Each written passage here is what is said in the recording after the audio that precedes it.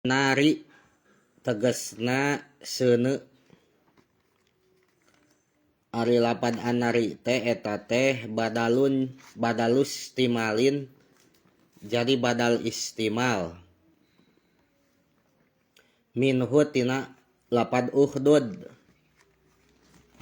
Datil wakudi anu ngabogaan anu boga hurung.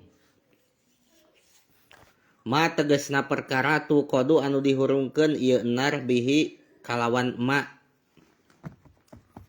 Ieu teh dina tikawit ayat 4 Allah teh bade ngisahkeun ashabul uhdud.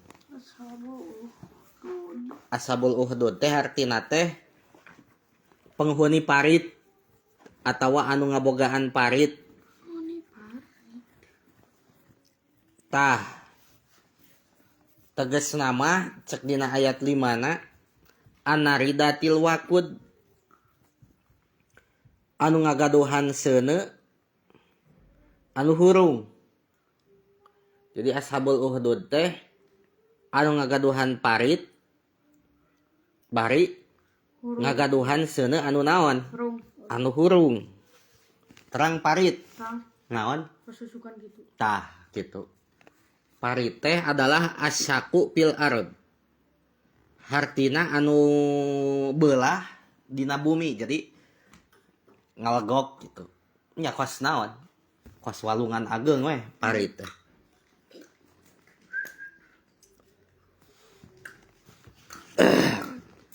Kitu cenah. Nah, ieu name ayat 5.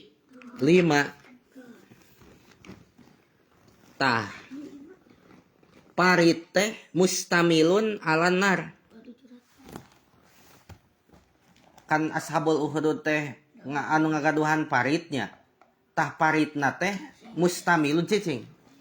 Atuh. Paritna teh mustamilun alan nar. Ngurung kana seuneu. Tak dina ayat 5 ngalogatanana annari tegasna seuneu. Tegasna teh badal istimal.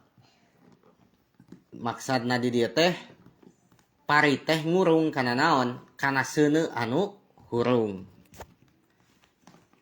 Bagaimana kisah selanjutnya? Sok engke urang lajengkeun ayatna.